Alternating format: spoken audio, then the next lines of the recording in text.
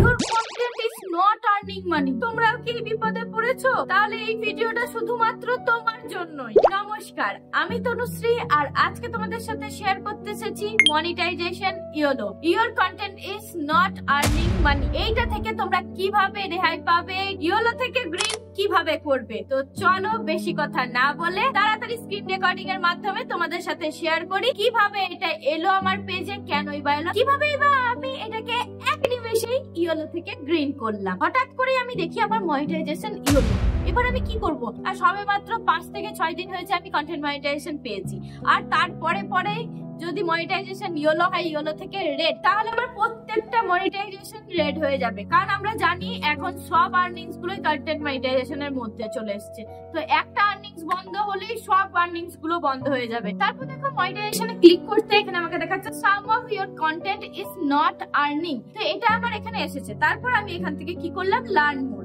এবার learn more করার পরে তো দেখতেই পাচ্ছ এখানে আমার একটা রিলে ইস্যু এসেছে। তো ইস্যুটাতে ক্লিক করতে আমাকে দেখাচ্ছে এখানে নাকি এটা সেনসিটিভ কন্টেন্ট। তো সেনসিটিভ কন্টেন্ট কেন সেটা কিন্তু আমি মোটেও বুঝতে পারিনি। এমনকি এখানেও ডিটেইলসে কিচ্ছু লেখা ছিল না যে এটা সেনসিটিভ কন্টেন্টের মধ্যে কেন পড়েছে। হয়তো বা গানের জন্য পড়তে পারে বা অ্যাক্টিং এর জন্য পড়তে পারে। আমার ড্রেস খারাপ পরেছিলাম সেটাও না, আমি টপ জিন্স পরেছিলাম ফুল কভার, হতে পারে অ্যাক্টিং এর জন্য, আমার যতটা মনে হয়। কারণ গানের জন্য হবে না, কারণ গানের তো লাইসেন্স আমার আছে, মিউজিক লাইসেন্স। মিউজিক লাইসেন্স নিয়ে যদি ইস্যুটা আসতো তাহলে আমাকে মিউজিকটা চেঞ্জ করার জন্য অপশনটা দিত। আমি মনে করছি ওই রিলসটাতে আমাকে ইস্যু দেওয়ার কারণ হচ্ছে না ওখানে অ্যাক্টিংটা আমি একটু ড্রিঙ্ক রিলেটেড করেছিলাম, আর না হয় আমার ক্যাপশনটার জন্য হতে পারে। এখানে যেমন ক্যাপশনটা আমি যেটা দিয়েছিলাম তো দেখতেই পাচ্ছ, এখন আর মুখে বলবো না, এটাতে যদি আমার ইস্যু চলে আসে প্রবলেম হতে পারে। তো এখানে দেখো এখানে লেখা যে ভিডিওটাতে যতই ভিউজ থাকুক না কেন তোমরা ভিউজ, লাইক, কমেন্ট এসব নিয়ে চিন্তা করবে না। যদি এরকম ধরনের প্রবলেম তোমাদের এসে থাকে তাহলে অবশ্যই তোমরা সোজাসুজি তোমাদের প্রোফাইলে চলে যাবে, প্রোফাইলে পোস্টটাতে যাবে। দেখো আমি পোস্টটাতে চলে এসেছি। পোস্টটাতে আসার সাথে সাথে তোমরা 3 ডটস এ ক্লিক করে এটাকে ডিলিট পোস্ট করবে, ডাইরেক্টলি ডিলিট পোস্ট। দেখো আমি ডিলিট পোস্ট করে দিলাম। এবার আমরা রিফ্রেশ করে নেবো, আবার চলে যাব মনিটাইজেশনে, যেখানে দেখেছিলাম কিনা ইয়োলো হয়ে গেছে।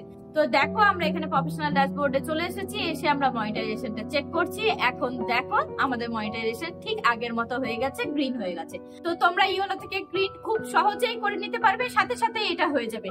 কিন্তু মনে রাখবে রিভিউ রিকোয়েস্ট তোমরা মোটেও করবে না, কারণ ফেসবুক পুরোপুরি এআই দ্বারা চালিত, এর সাথে তুমি কোনোদিনই পারবে না। তাই তার সাথে একটু ঝামেলায় না জড়ানোই ভালো।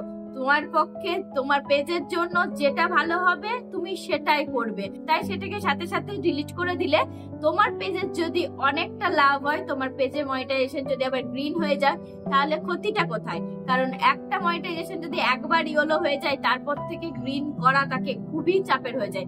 আবার গ্রিন করার চক্করে তোমার গ্রিন না হয়ে আবার রেড হয়ে গেলে তুমি তো আরোই মুশকিলে পড়বে। তাই আমি বারবার বলবো যাদের এই ধরনের ইস্যু এসেছে তারা অবশ্যই পোস্টটাকে ডিলিট করবে, রিভিউ রিকোয়েস্ট কেউ করবে। তো চলো আজকের ভিডিওটা ছিল এইটুকুই। যদি ভালো লেগে থাকে তাহলে অবশ্যই একটু লাইক করে দেবে। লাইক করলে আমার ভিডিও বানানোর উৎসাহ অনেকটা বেড়ে যায়।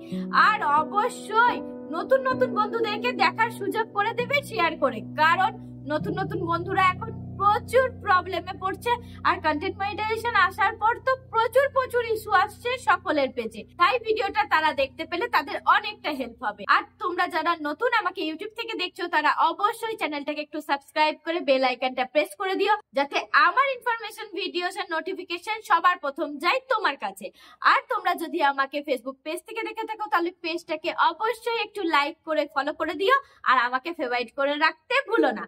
আজকের মতো এখানেই শেষ করছি। সবাই ভালো থাকবে, সাবধানে থাকবে, সুস্থ থাকবে, হাসি খুশি থাকবে। নমস্কার।